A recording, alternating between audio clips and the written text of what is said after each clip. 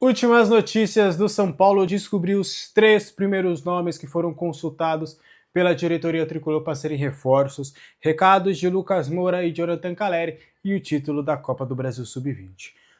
A oposição do São Paulo fez uma reunião nas últimas horas para unificar os 3 grupos políticos de oposição que atuam no São Paulo, né? Então, o Tradição Tricolor. Pausa de 5 segundos para pedir a sua ajuda ao nosso canal com o seu like e se inscrever se ainda não for um inscrito.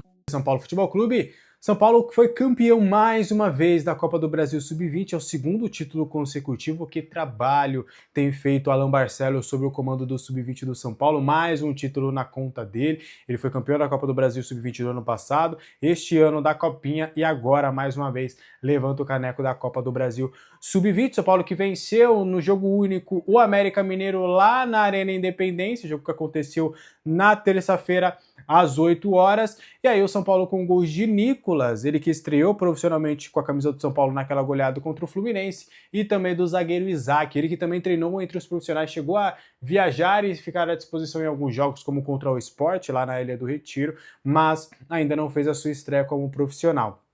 São Paulo que fez um bom jogo, foi um jogo difícil, foi uma final. São Paulo abriu o placar com o Nicolas, sofreu um empate, e aí na reta final ali o Isaac fez o gol de cabeça. São Paulo tem alguns destaques desse time aí que podem ficar disponíveis aí para o técnico Ana Crespo a partir da próxima temporada. Até do que eu tenho de informação prévia, todos esses atletas devem disputar a Copinha, inclusive o Luca, tá, que teve mais rodagem no profissional. A ideia do São Paulo é que todos eles acabem ficando para a Copinha, joguem a Copinha e depois da competição comecem aos poucos a serem integrados ao elenco profissional. O goleiro foi o João Pedro o goleiro? Ih, me perdi agora. Mas o lateral direito, Igor Felisberto, é muito bem avaliado internamente, tá? É um jogador que o pessoal acredita que pode ser um talento importante, tanto que renovou o contrato recentemente, contrato longo. Os dois zagueiros são bem vistos, tá? O Osório, tanto o Isaac, ainda tem o Igão e o Andrade, que também são quatro zagueiros que o São Paulo avalia como muito positivos, tá? O Andrade, se não me engano, está no último ano, e o Isaac e o Osório são bem observados. A expectativa é até dos dois acabarem subindo. O Osório, pela característica única que ele tem, é bem observado também no elenco profissional. O Nicolas faz parte dos planos do profissional da próxima temporada, ele será o terceiro ala ali do São Paulo, sem contar com o Ferreirinha. A dupla de volantes também é muito bem vista pelo Crespo, tá? Tanto o Matheus Ferreira quanto o Jordan são dois jogadores ali que o Crespo entende que são fundamentais eles subirem para a próxima temporada. Ainda tem o Hugo Leonardo que vai ser observado, então o São Paulo deve dar uma oxigenada aí nesse meio de campo com esses dois jogadores também. O Pedro Ferreira também é um jogador importante, fez até uma mini maratona, jogou contra o Vitória no segundo tempo e foi para essa partida. E lá no ataque, Gustavo Santana, Paulinho e Lucas, os 3 também devem acabar subindo. O Gustavo Santana foi comprado em definitiva, assinou contrato até 2028, o Paulinho também renovou, vai subir no ano que vem, e o Luca também é visto como muito promissor. Então, deste time do São Paulo Sub-20, vários atletas devem ser observados ali pelo técnico Ana Crespo, pelo menos aí nesse time titular. De todos esses, qual que você já gostaria de que tivesse rodagem já no Paulistão, que você acha que está pronto, e qual que você mais gosta? Quero muito saber a sua opinião aqui nos comentários. Lucas Moura deixou recado para a torcida do São Paulo depois da temporada. Uma temporada frustrante para ele, foi a pior temporada da carreira dele, até depois desse relato que a gente vai soltar aqui nas redes sociais, é o que a gente tem de informação. O Lucas, ele passou por aquele procedimento, né, aquela infiltração no local doloroso, que foi ali na parte de trás do joelho dele. E aí, do que eu tenho de informação neste momento, o Lucas ainda sente dores, mas são as menores dores que ele já sentiu. Então existe uma expectativa, um prognóstico, ele deve treinar até o meio da próxima semana, lá no CT, tá? Vai abdicar um pouquinho das férias, vai fazer toda a sua recuperação lá, e aí depois vai fazer uma ou outra coisa com a família, mas a expectativa é dele ficar pronto para o início da temporada do São Paulo. A expectativa, tanto do Lucas Moura quanto do São Paulo, é a do Lucas Moura estar em condições de enfrentar o Mirassol no dia 11 de janeiro. E aí vamos aguardar, vamos ver a recuperação, mas o prognóstico de todas as partes envolvidas é de que contra o Mirassol ele já possa começar a partida como titular, ou pelo menos ter condições. expectativa é o São Paulo ele vai se reapresentar no dia 2 de janeiro. O Lucas quer estar 100% para essa reapresentação. Não quer, o elenco se reapresentou, aí fez um trabalho no campo e o Lucas Moura fez um trabalho com a fisioterapia. Não, a ideia é dele estar pronto. E aí ele mandou um recado para a torcida do São Paulo, ele fez um post através das suas redes sociais, abre aspas para o Lucas Moura. Fim de mais uma temporada, e essa de 2005 certamente não foi a que eu imaginava, pelo contrário, foi sem dúvidas a temporada mais desafiadora e difícil da minha carreira. A lesão em março mudou meu ano e ali começou a minha luta. A recuperação está sendo muito mais lenta, mais dura e mais complexa do que todos imaginávamos. Esse período está me obrigando a encarar meus desafios e ajustar processos. Tem sido uma provação grande, mas isso não vai me vencer. O Deus que eu sirvo é maior do que qualquer problema e o foco é claro, voltar em 2026 no meu mais alto nível, no nível que exijo de mim mesmo. Sem atalhos, sem expectativa externa, mas com muito trabalho, consistência e disciplina diária. Sou grato a Deus por mais uma temporada concluída. Independente de qualquer coisa, Ele me sustentou, Ele me trouxe até aqui, Ele é meu alicerce. Quero agradecer de coração a todos que estão me apoiando e torcendo pela minha recuperação. Muito obrigado. Deus abençoe a todos. Nos vemos em 2026. São Paulo é sentimento. Essas foram as aspas também do Lucas Moura. A gente espera que sim, que 2026 ele possa ajudar o São Paulo Futebol Clube a voltar a ser protagonista desse time. Você ainda confia no Lucas Moura pro São Paulo em 2026? Quero saber a sua opinião aí nos comentários. Recado do Jonathan Calleri e também os 3 zagueiros que o São Paulo procurou. Vou trazer os 3 zagueiros logo de uma vez, tá? São Paulo procurou 3 zagueiros no mercado. Eu vou te listar os 3 nomes que o São Paulo consultou. E é importante, antes de eu trazer os nomes e as situações, o São Paulo começou um período de consultas. É quase um doutor. Tá lá consultando, tá vendo as possibilidades, tá buscando informações, tá colhendo informações, tá vendo a viabilidade. Então ainda tá tudo muito no estágio inicial, não é proposta e muito menos negociação neste momento. São Paulo foi aí, pô, tudo bem? Como é que tá o cara? Quanto ele ganha? Dá para ele vir? Quanto que o clube quer? Como é que tá esse cenário? Então é mais ou menos um período ainda de conversas informais, para depois ali o São Paulo tomar atitude e resolver ali quem seria o contratado. Acho que até o São Paulo poderia até acelerar um pouquinho esse processo, né? Porque no dia 2 de janeiro já começa a pré-temporada. Então o São Paulo, para mim, tem que acelerar. No dia 2 de janeiro tem que estar todo mundo lá apresentado, todos os reforços. Mas os 3 nomes são: primeiro, o James do Mirassol, zagueiro de 25 anos, foi destaque da equipe interiorana nesta temporada. Ele tem contrato longo com o Mirassol acabou de comprar ele, comprou 70% dos direitos dele por 4 milhões de reais, e o Mirassol, no contato que o São Paulo teve, afirmou que só vende os Gêmeos por 5 milhões de euros, o que daria algo em torno de 31 milhões de reais nesse período, o que nos leva a crer que dificilmente o São Paulo vai buscar a contratação dos Gêmeos, tá? Mas essa consulta foi feita. Agora o nome que me parece mais factível, o do Gaston Ávila. Ele é um zagueiro argentino de 24 anos, ele é um zagueiro canhoto que também pode fazer a lateral esquerda. Ele pertence ao Ajax da Holanda, mas nessa temporada ele foi emprestado para o Fortaleza.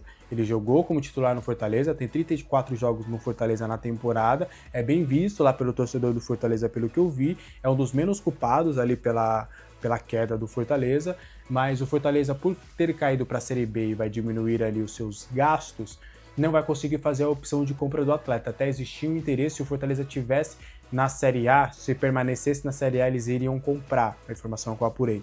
Mas, como acabou caindo, aí vai ficar inviável fazer qualquer tipo de investimento nesse quesito.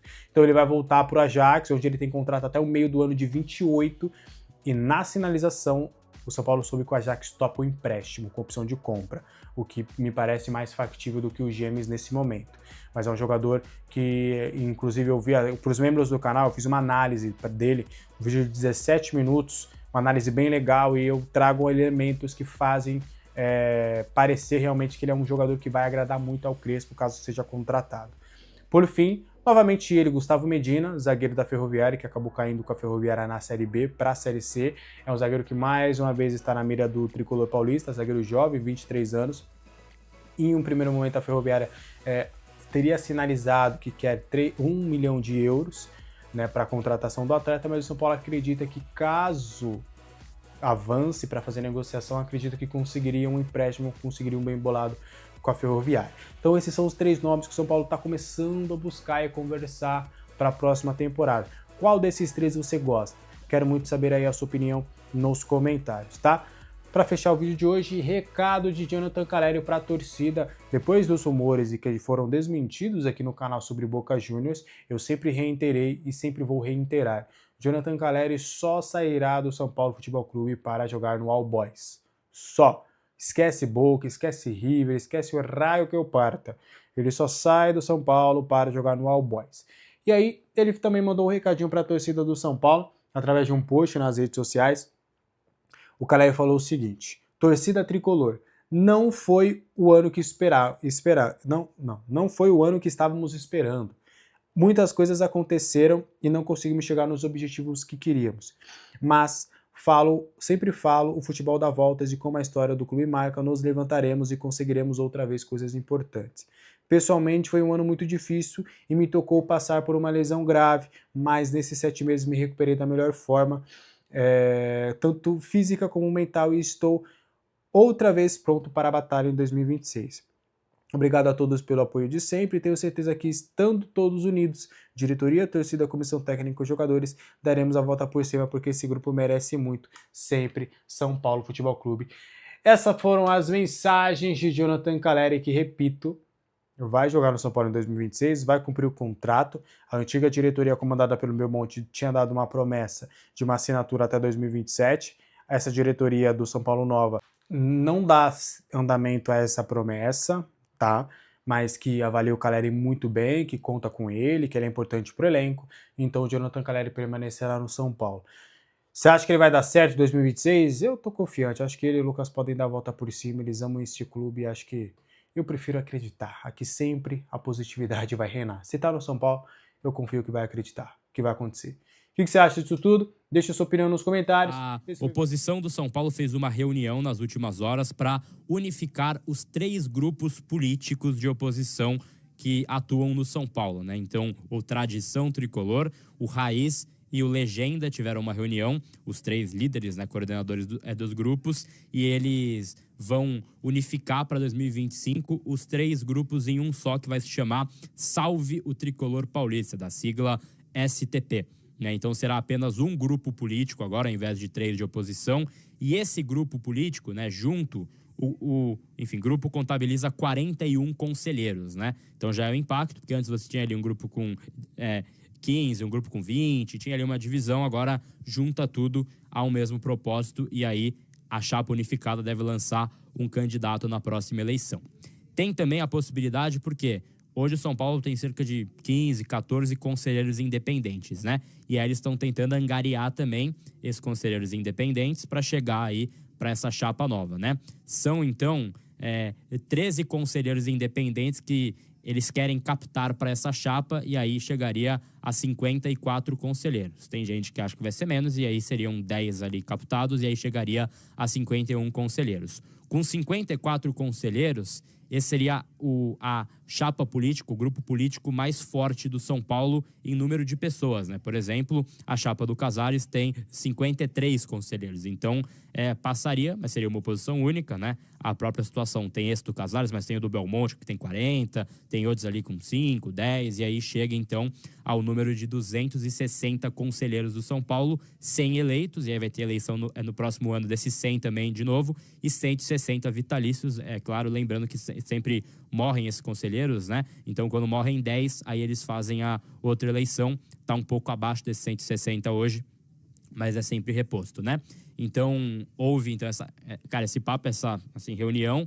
A chapa nova vai ser coordenada pelo Caio Forjás, Flávio Marques, Miguel Augusto, José Carlos Ferreira Alves e José Alexandre Médicis. Esses serão os coordenadores da chapa nova de oposição do São Paulo, e o Marco Aurélio Cunha participou dessas reuniões. E é um nome que tem muito apelo na oposição para sair candidato à presidência do São Paulo na próxima eleição, ou seja, na próxima temporada. Ele não comenta isso publicamente, não vai comentar publicamente, não tem, externado esse desejo. desejo. Ele até deu uma entrevista aqui para a Arquibancada Tricolor esse ano, inclusive, onde ele falou que ele estava fora da política do São Paulo, já não tinha mais interesse, mas obviamente ele vai sendo, né, conversado, vai sendo convencido por muitos, e é um cara que tem aí a possibilidade de virar candidato à presidência do São Paulo Futebol Clube. Ele estava afastado do conselho, já na última semana protocolou, né, o seu pedido para voltar ao Conselho do São Paulo, e aí seria um nome aí possível para a próxima eleição.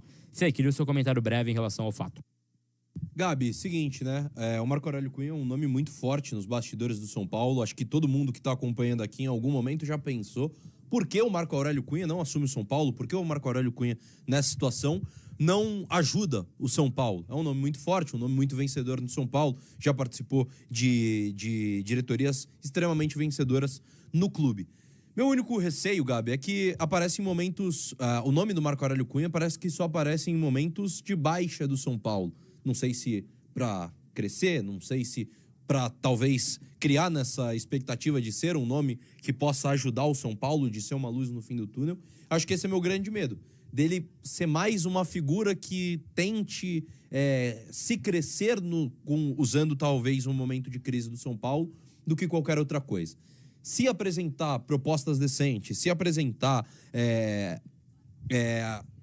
propostas interessantes, acho que benéficas para o São Paulo, acho que pode ser muito importante. Acho que ter uma oposição forte seja o momento mais importante do que hoje a gente vive no São Paulo. Hoje a gente tem um momento que na última eleição não tinha oposição. A oposição não lançou nenhum candidato. Júlio Casares foi reeleito sem uma votação. Que é uma vergonha, né? Exatamente, é inaceitável você ter uma oposição que não lança ninguém. Então, a partir do momento que a oposição pelo menos está se mexendo e se mobilizando e pegando um cara que é de nome forte, de nome importante na história do São Paulo, acho interessante. Meu único medo, meu único pé atrás é que o Mack só aparece em momentos que parece que é para ser ele ser o salvador da pátria. Isso eu tenho um pouco de pé atrás, isso eu tenho um pouco de receio. Mas fico feliz e acho importante essa mobilização da oposição se organizar para tentar bater de frente com a situação.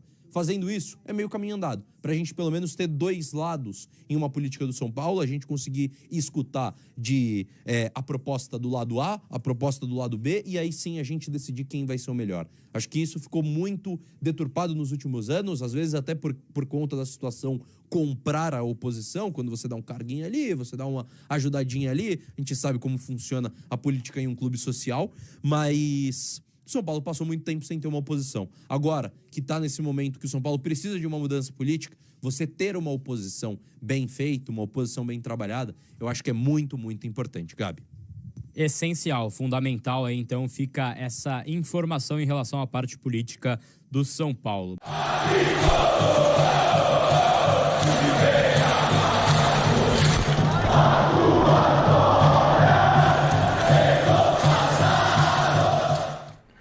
Fala, meus amigos, família Tricolor.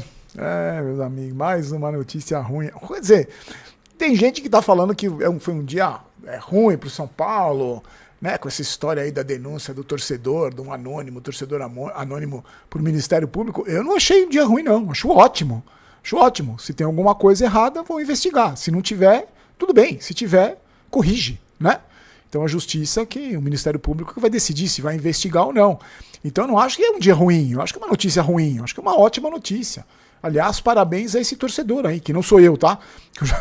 Já falaram no Instagram que era eu, não fui eu. Garanto pra você que não fui eu, porque eu não tenho nenhum embasamento de documentos e alguns, quer dizer...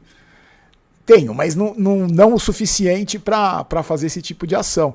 E pelas informações que eu recebi, quem fez essa denúncia tem muito documento. Então tá embora o chefe do departamento físico, o chefe da fisiologia, o chefe do departamento médico. Não adianta nada você mandar massagista, você mandar um funcionário da fisiologia, um fisioterapeuta, não adianta nada. Por que, na minha maneira de ver, não adianta? Porque você vai contratar outro funcionário, outro fisioterapeuta, por exemplo. E quem vai mandar nesse fisioterapeuta vão ser os chefes, que continuam lá. Então, pra mim, não adianta nada. Mandar segurança, roupeiro embora é palhaçada, é pra tirar sarro da torcida. Mas enquanto não mudar, porque a mentalidade tem que mudar. É o chefe, é o cara que cria o protocolo médico, que cria o protocolo físico, que cria os padrões. Esses caras que tem que sair.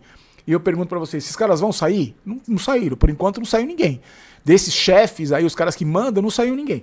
Então é típico mudança do Casares, né? Muda pra enganar os trouxas.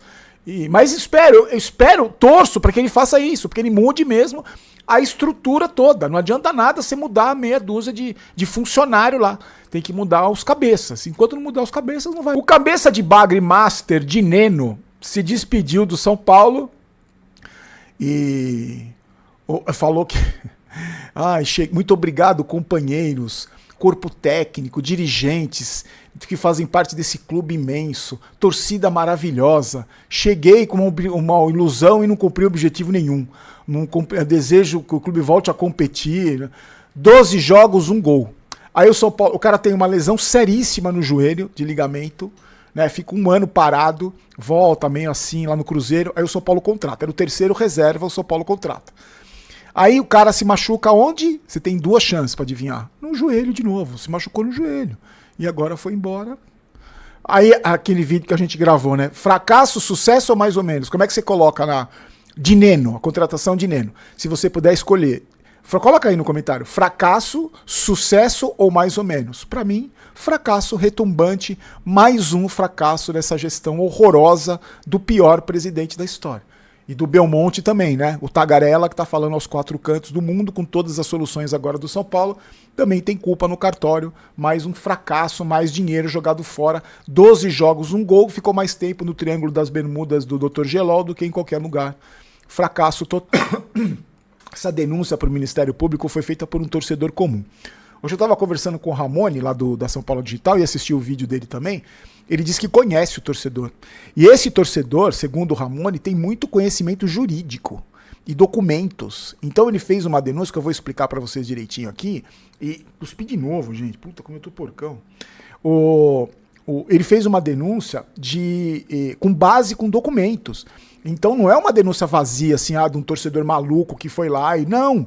E aí o que ele tá pedindo explicações? O Ministério Público recebeu essa denúncia por gestão temerária do pior presidente da história. Aí o que eles falam? O que são abordados nessa denúncia? A crise financeira e gestão patrimonial, porque segundo os próprios dados do clube, né, que o clube divulga, déficit de 287 milhões em 2024, uma dívida acumulada perto de R$1 bilhão. Aí a denúncia tem aponta que pode ser caracterizada uma gestão temerária do Casares, principalmente por causa do que o futebol arrecada, né? Então, essa dívida de 1 bilhão pelo que o São Paulo arrecada. Aí também segundo a denúncia, venda suspeita de jogadores da base, porque, segundo a denúncia, tem relatos que alguns jogadores da base, depois que renovam o contrato, são vendidos por valores inferiores aos valores de mercado. Isso pode indicar um prejuízo no patrimônio e uma intenção de dilapidação de ativos. Aí tem outra denúncia. Risco de TPO, que é o Third Party Ownership, que é o caso Fundo Galápagos, que essa proposta aí da Galápagos de 250 milhões por 30% dos direitos da base é citada como desvantajosa para o clube. E essa proposta está enterrada. É tão desvantajosa que até os caras que apoiam o Casares, as múmias que apoiam o Casares, foram contra.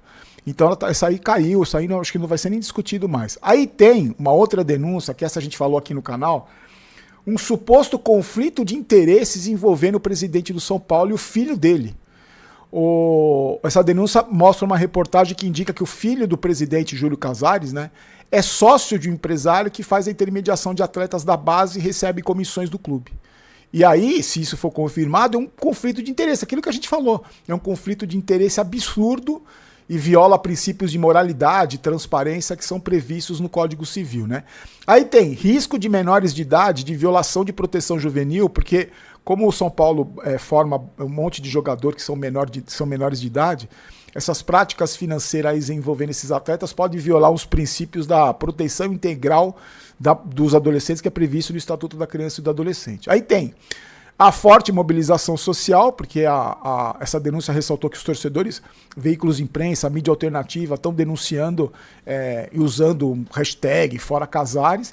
Tem também enquadramento jurídico do Ministério Público, pedido de investigação, e aí esse documento pede uma instauração de inquérito civil, uma requisição de documentos de uma auditoria independente no São Paulo, bloqueio cautelar dessas operações suspeitas, atuação do Conselho Tutelar para ver a molecada, responsabilização civil e criminal de dirigentes e eventual afastamento cautelar da diretoria investigada. Aí, o São Paulo respondeu. O São Paulo respondeu, porque a gente tem que dar ao outro lado da história, né, como manda o bom jornalismo.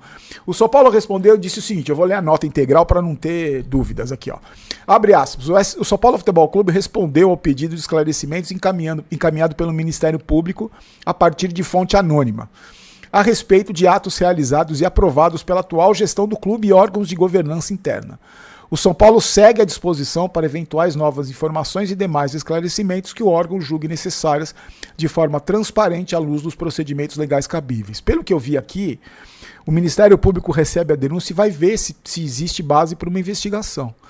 O que eu acho é que essa denúncia e essa informação, essa notícia, mostra o quanto essa gestão é danosa para o clube.